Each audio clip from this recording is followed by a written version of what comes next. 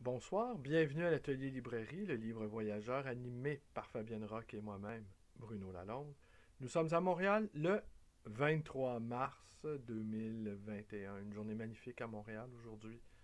Près de 20 degrés Celsius, c'est inimaginable. Ça arrive trop rarement. On peut avoir cependant une tempête de neige la semaine prochaine. Alors, vous voyez, mais le printemps, alors, il y a une espèce d'ivresse, hein. On se déleste de nos manteaux, on remise, on s'empresse de remiser mitaines, tuques, bottes. Et on peut même, si on s'y expose trop longtemps, on peut même attraper un coup de soleil.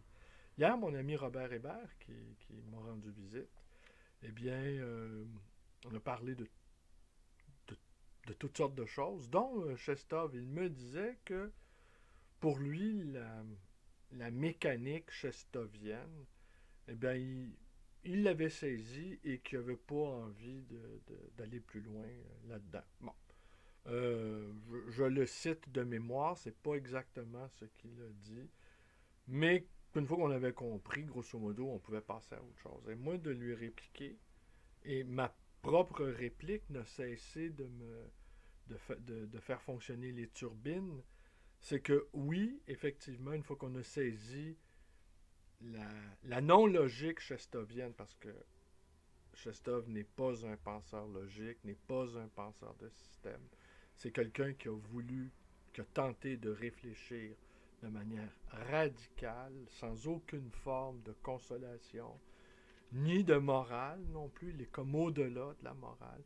Mais c'est qu'une fois qu'on a saisi cette autre chose, eh bien, c'est précisément cette autre chose qui m'intéresse. C'est le mouvement d'après, j'aurais envie de dire.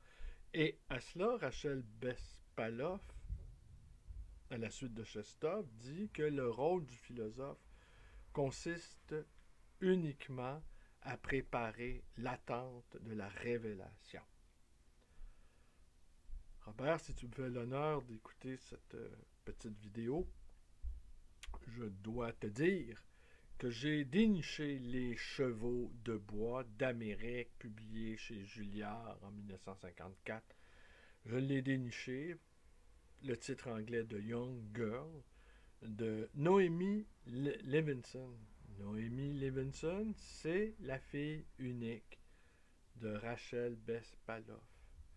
Et ce que j'ai cru comprendre, c'est qu'elle est née, ça semble être un fait, elle est née donc en 1927 et elle est morte à New York le 28 octobre 2020.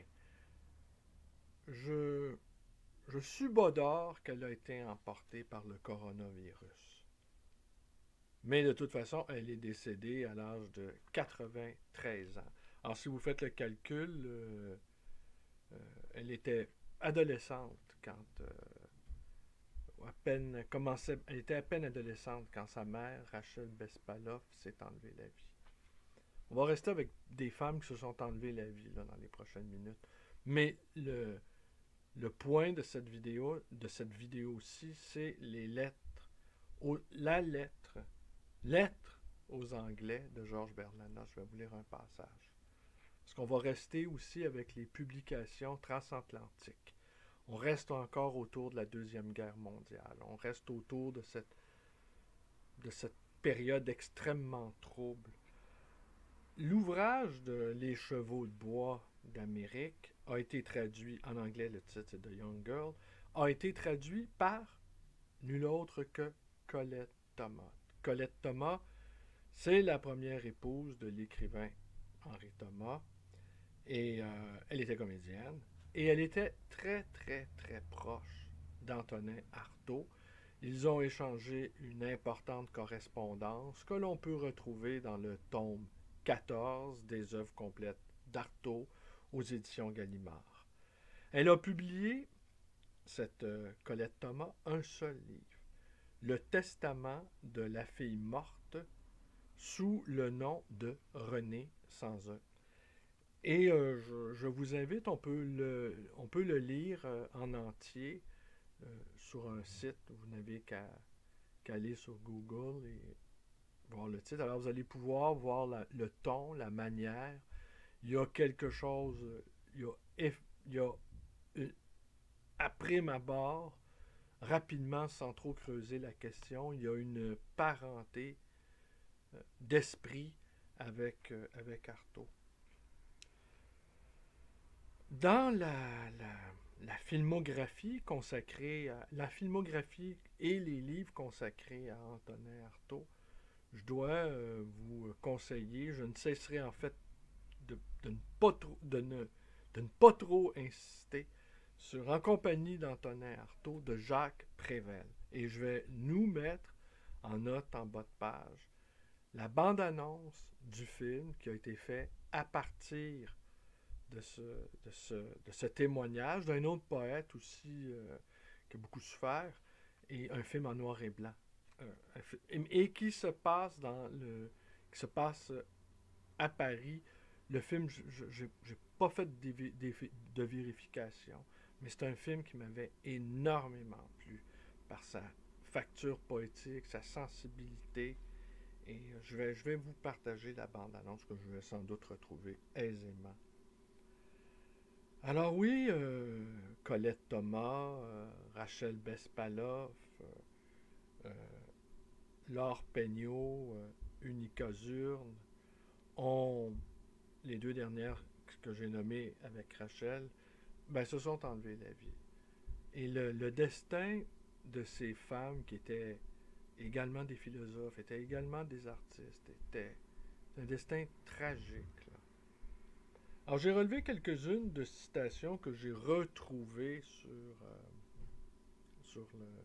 le testament, sous le blog Le Testament de la fille morte. L'être avec un grand E de la femme connaît la mort et son devenir connaît la vie. On perce le cœur, mais on force le ventre. Car la femme n'est pas criminelle. Elle a rendu aux ténèbres ce qui était aux ténèbres et à l'homme ce qui était à l'homme.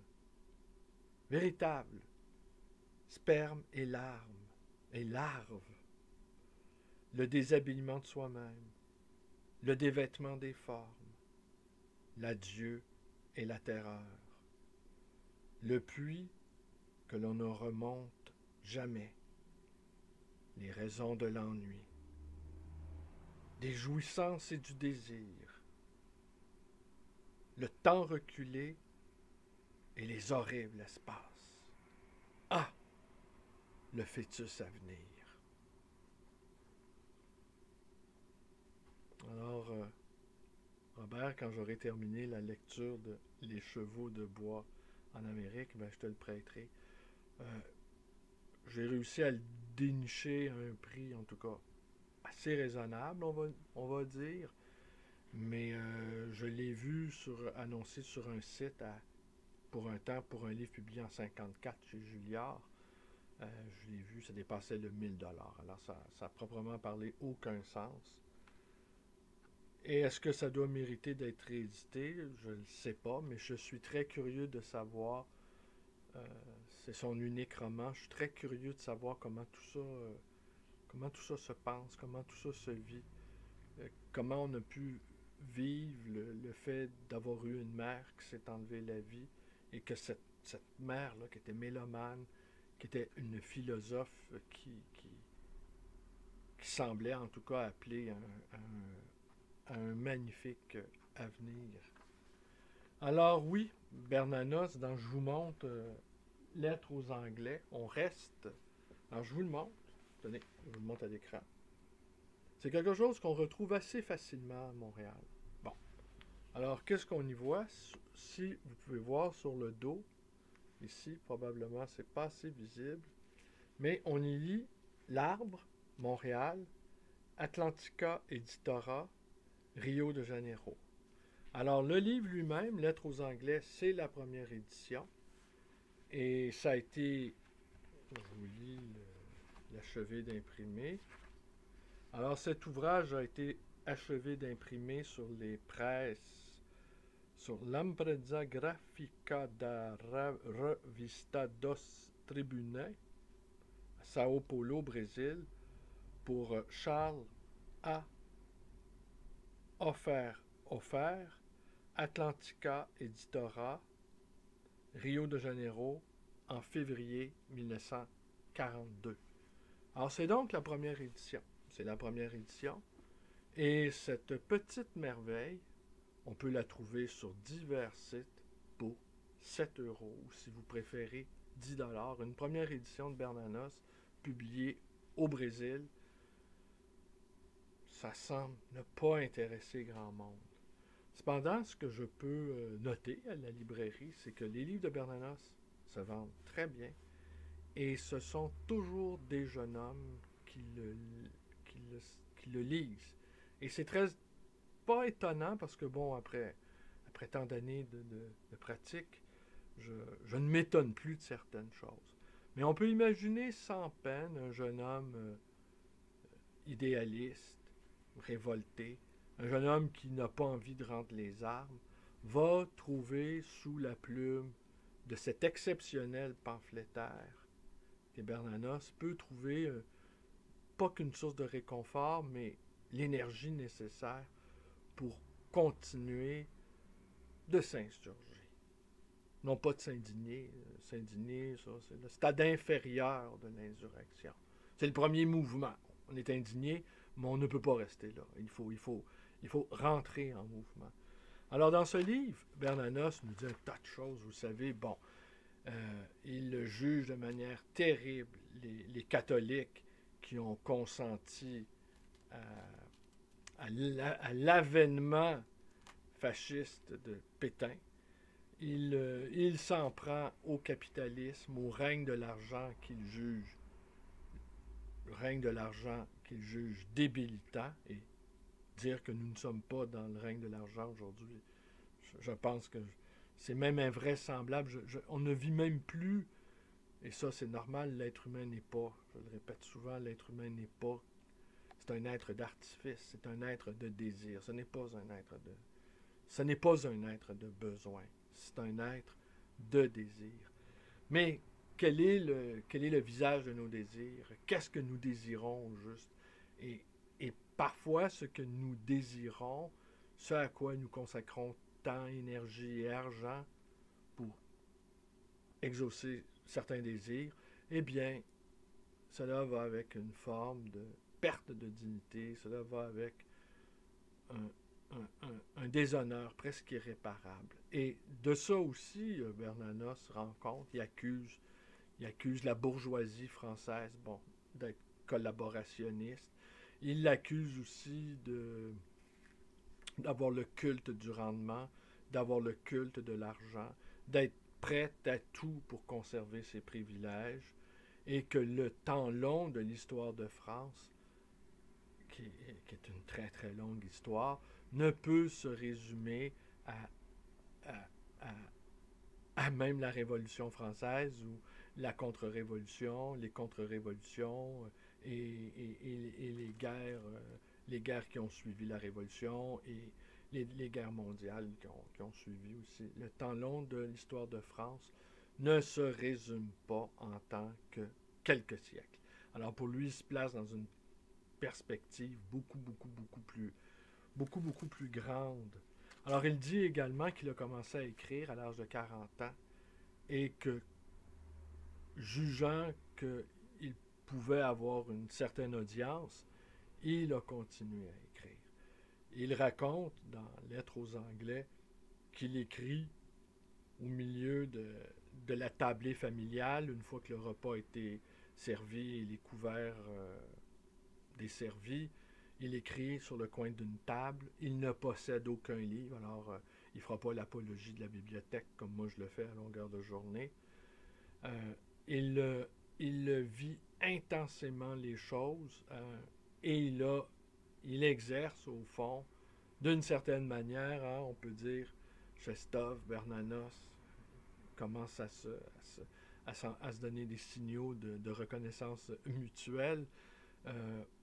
Il vise à une radicalité aussi. Et il exerce une fonction prophétique. Il refuse également le statut d'écrivain professionnel. on le sait, il a quitté la France un petit peu avant la guerre. Il s'est installé au Brésil en 1938. Il a tenté de devenir éleveur de bovins ou de vaches. Là, je ne me souviens pas trop. Je suis pas allé vérifier. Mais en tout cas, l'expérience s'est avérée assez catastrophique. On ne s'improvise pas fermier, même si on a beaucoup de capacités intellectuelles. Et les raisons, en fait, il nous explique de long en large, toujours dans Lettres aux Anglais, à qui il adresse un salut fraternel parce que eux aussi, ayant subissant le joug allemand, mais sous la forme, non pas de la collaboration, mais sous la forme, malgré les appels pressants d'Hitler, et évoquant des racines mutuelles, malgré ces appels pressants, les Britanniques, Churchill à leur tête, ont refusé toute forme de collaboration avec le régime nazi. Et les Anglais en ont payé le prix extrêmement fort. Bon, vous savez tout cela.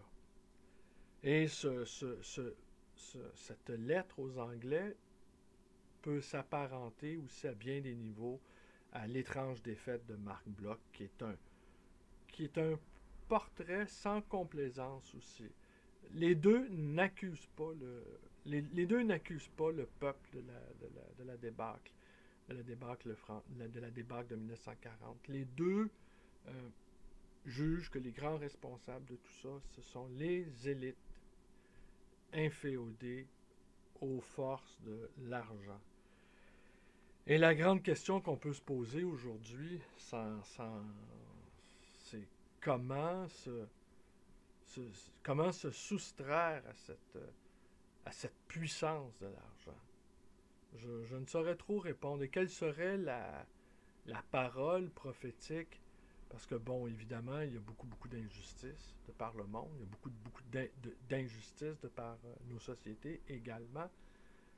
Mais bien souvent, on a l'impression que c'est une simple mise à niveau que souhaitent certains néo-révolutionnaires ou réformistes, que les raisons d'exister, que les raisons de vivre, au fond, passent après l'organisation domestique de l'existence. Et l'organisation domestique de l'existence, rendue à un certain niveau, il faut bien le dire, j'en fais partie, eh bien, ce sont là des considérations petites bourgeoises. Alors, faut pas... Mais comment se désembourgeoiser sans être déclassé, sans être institutionnalisé même. Alors, c'est pas long que si on ne suit pas la marche, eh bien, on peut être marginalisé à un point quasi inimaginable. Alors, il faut la force de colère d'un Bernanos, une parole de feu comme celle de Bernanos, peut-être pour pouvoir tenir le coup. Peut-être. Mais Bernanos ne désespérait pas, tout à fait. Il s'attendait à un réveil spirituel, un réveil intellectuel de la part du peuple. Et de ce point de vue-là, on n'a pas le droit de désespérer. On n'a pas le droit de désespérer. Vous ai-je lu? Est-ce que je suis passé trop vite? J'ai l'impression, est-ce que je me répète? La journée était longue encore aujourd'hui. Pour la toute petite microscopique histoire, je suis allé chez le dentiste. Oui. Et la radio jouait en sourdine et on nous expliquait à une radio comment pouvons-nous survivre en forêt. Alors, quand on se perd en forêt, il s'agit de ne pas bouger. Est-ce que je vous ai lu? Je ne sais pas. Écoutez, est-ce que je vous ai lu les passages tirés de le testament de la fille morte? Oh, est-ce que je perds la tête? Est-ce que je vous ai lu ça? On perce le cœur, mais on force le ventre, de Colette Thomas. Écoutez, vous êtes quelques-uns à me suivre si vous vous apercevez que finalement j'ai pas assez parce que vous pouvez, c'est quand même incroyable. Et des fois les journées sont longues, hein. Alors vous pouvez donc aller voir sur le blog. Le blog en fait le testament de la fille morte. On y trouve le livre au complet, un petit livre de Colette Thomas. On le trouve au complet. Alors j'avais relevé quelques citations, mais probablement je vous les ai lues. Et si je vous les ai pas lues, là, vous voyez, pardonnez-moi. Et je vous les lirai demain. Alors les sources pour l'actuelle vidéo, donc c'est le blog de Colette Thomas, en fait le blog où on reproduit, où on offre le livre, son unique livre, Wikipédia bien entendu, Le Monde et Jacques Michon. Alors, qui nous explique, entre autres, bon, c'est le spécialiste de l'histoire du livre et de l'imprimer au Canada. C'est un des spécialistes, à tout le moins. Et je vous remercie, Michael et Phonographie, pour la référence du numéro de mars 1943 de la revue Amérique française. J'ai compris, et je vous remercie, je vais aller le lire, j'ai compris pourquoi je ne retrouvais pas ce numéro dans mes archives. C'est que probablement ce numéro-là doit être très recherché, car il est consacré à Saint-Exupéry. Alors, ce que j'ai déjà su, mais que j'ai oublié, et que une recherche m'aurait permis de constater. J'aurais su ce que je cherchais hier soir dans mes caisses. Mais je ne me rappelle pas de l'avoir vu depuis longtemps, ce numéro-là, de mars 1943, consacré à Saint-Exupéry. Et il serait peut-être approprié, en tout cas, je ne le ferai pas moi, mais d'élargir les recherches des publications transatlantiques où il y a eu des participations d'auteurs européens qui ont... Hier, je vous ai lu que Malraux apparaissait dans l'un des numéros. Alors, et il y a eu Goll qui est apparu aussi, qui a même fait un livre sur Persée, le compagnon de Claire Goll, et Claire Goll qui avait accusé Paul Celan de plagiat. Mais lui, Goll avait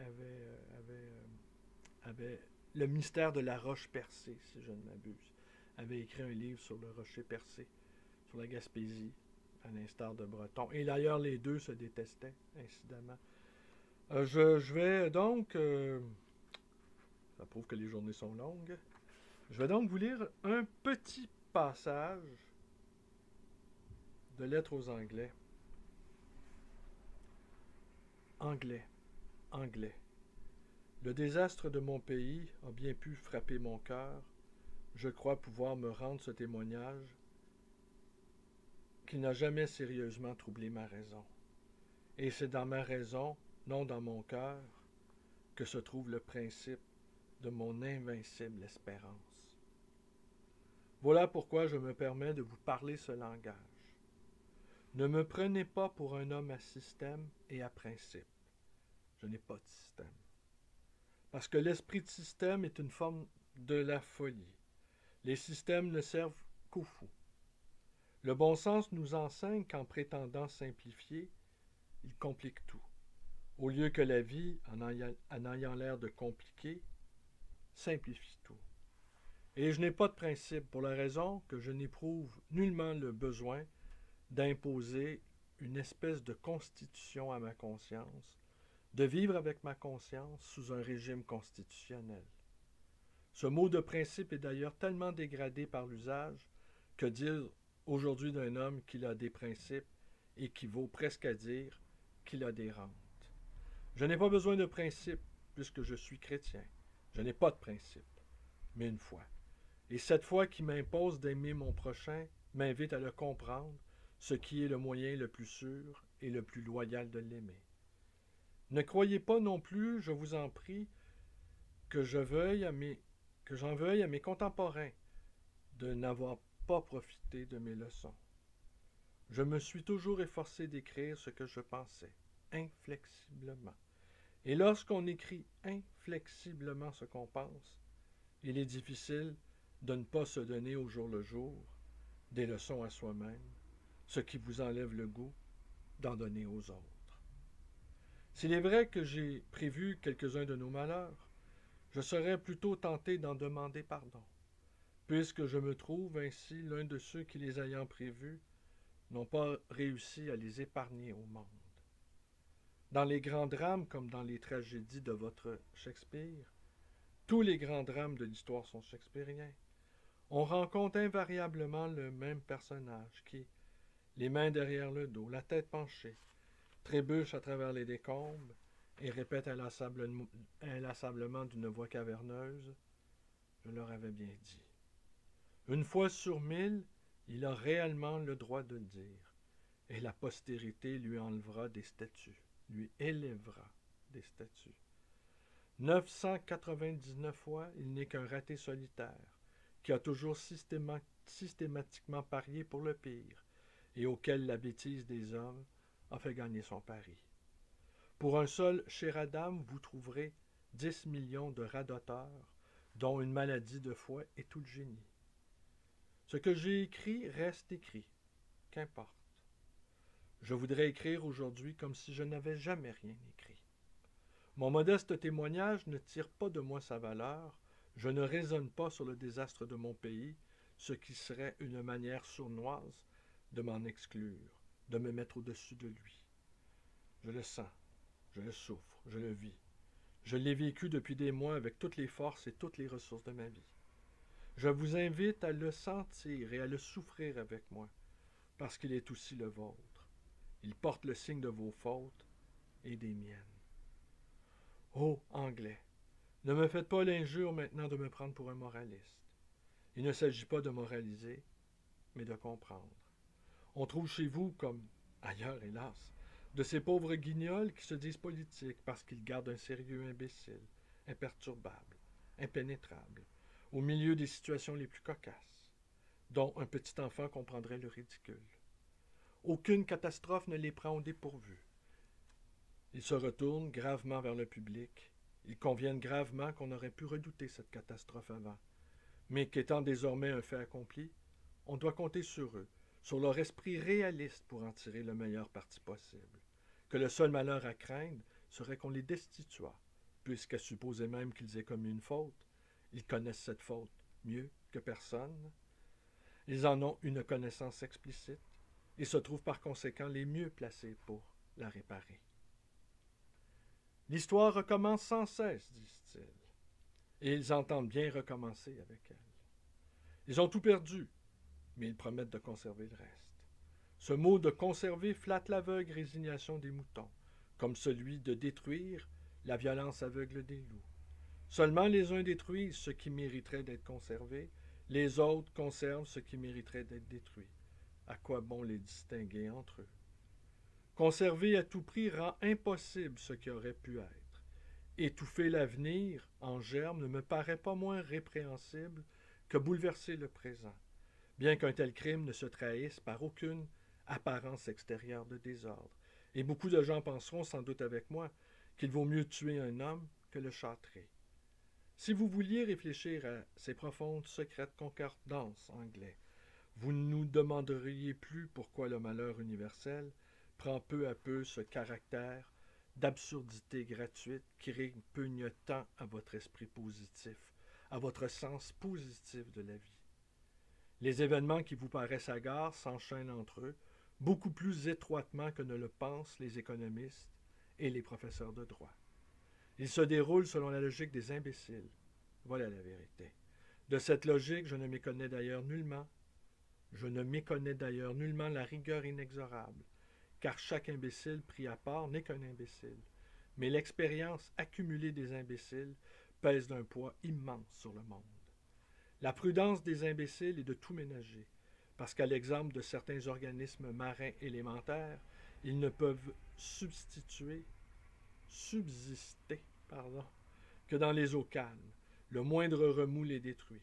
C'est la prudence des imbéciles que la société moderne, par un extraordinaire abus de mots qui eut de frapper de stupeur les anciens Grecs, nomme aujourd'hui l'esprit de mesure, comme s'il était d'autres mesures pour l'homme que de se donner sans mesure à des valeurs qui dépassent infiniment le champ de sa propre vie.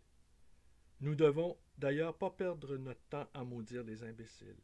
Les imbéciles sont des parasites, et si la nature a voulu des parasites, c'est qu'ils ne sont pas inutiles. Mais l'observation du règne animal nous apporte malheureusement la preuve que les parasites, trop longtemps tolérés, finissent par imposer leurs lois à l'espèce supérieure aux dépens de laquelle ils vivent. Nous n'entretenons pas seulement les imbéciles, nous nous conformons peu à peu au rythme ralenti de leur vie. Nous sacrifierons peut-être un jour le génie créateur de l'homme à ce conservatisme que les doctrinaires peuvent bien essayer de justifier par des formules pompeuses, mais qui n'est précisément chez les imbéciles qu'un simple réflexe de l'instinct de conservation. Alors, le ton, cette espèce de colère qui se nourrit d'elle-même, cette rage créative. Il tonne, Bernanos. Il tonne et sa foudre tombe aux bons endroits. Ces éclairs frappent l'esprit là où l'esprit est engourdi, précisément. Écoutez, dans le doute, je ne vais pas m'abstenir. Je vais vous donc lire.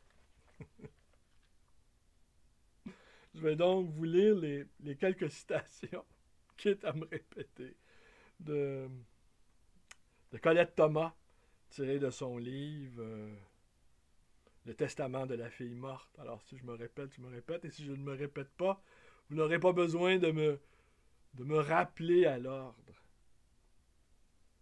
L'être de la femme connaît la mort, et son devenir connaît la vie. On perce le cœur, mais on force le ventre. Car la femme n'est pas criminelle. Elle a rendu aux ténèbres ce qui était aux ténèbres, et à l'homme ce qui était à l'homme. Véritable. Sperme et larve. Le déshabillement de soi-même. Le dévêtement des formes. L'adieu et la terreur. Le puits que l'on ne remonte jamais. Les raisons de l'ennui. Des jouissances et désirs. Le temps reculé et les horribles espaces. Ah, le fœtus à venir. Je pense que je vous l'ai lu. Bon. Mais demain, j'ai parlé de Michel Simon hier. J'aurais aimé retrouver l'ouvrage La France c'est nous de Jean Charbonneau, avec des portraits d'artistes, dont Jean Cassou qui a écrit 33 sonnets. Hein. Ah, ça, je vais vous montrer ça aussi. Le couvre-feu n'est pas terminé. 33 sonnets composés au secret, il me semble que c'est ça le titre exact. Je vais vous parler de ce livre-là et je vais vous montrer une magnifique édition illustrée par Pie Aubert, qui est un artiste à la fois figuratif, à la fois abstrait, et qui ne me semble pas connaître tout l'estime qu'on devrait lui porter. Et demain, cependant, je vais vous parler de La part du diable de Denis de Rougemont, publié chez Brentanos en 1943. Je vais vous montrer l'exemplaire tiré à 200 exemplaires du livre Un conte, écrit par Michel Simon avec un envoi. Et ce n'était pas, contrairement à ce que j'ai dit hier, ce n'est Corinne Dupuis-Maillet n'est pas la petite fille, c'était la fille, une des filles. Alors il y a eu Narcisse Dupuis et Onésime peut-être Dupuis, et elle est, si ma mémoire est bonne, elle est la fille de Narcisse. Alors, mais je peux vous raconter une toute petite histoire, c'est que Corinne Dupuis-Maillet était mariée avec Roger Maillet, qui a participé à la Première Guerre mondiale dans l'uniforme britannique, et qui était extrêmement riche, comme je vous le disais hier. Tant riche qu'à un moment donné, puis il appartenait au groupe d'artistes, les Casoars, qui entre deux guerres, avaient leur atelier dans le Vieux-Montréal, sur la rue Notre-Dame. Richard Foisy leur a consacré un fort bel ouvrage, les Casoars. C'était des artistes d'avant-garde. Alors, et lui il était tellement riche, Roger Maillet, que quand il allait à Paris, ben, il y avait son chauffeur en, en livrée. Et, euh, et à un moment donné, il habitait une espèce de château à l'île Perrot. Et ce château-là, baptisé du nom de l'Arche, en l'honneur de ce groupe d'artistes qui se réunissait dans cet atelier du Vieux-Montréal qui s'appelait l'Arche, eh bien, il y a eu un incendie qui a abîmé quelques parties du bâtiment. Et on me racontait, le, le petit-fils donc, de Corinne Dupuis et de Roger Maillet, me racontait il avait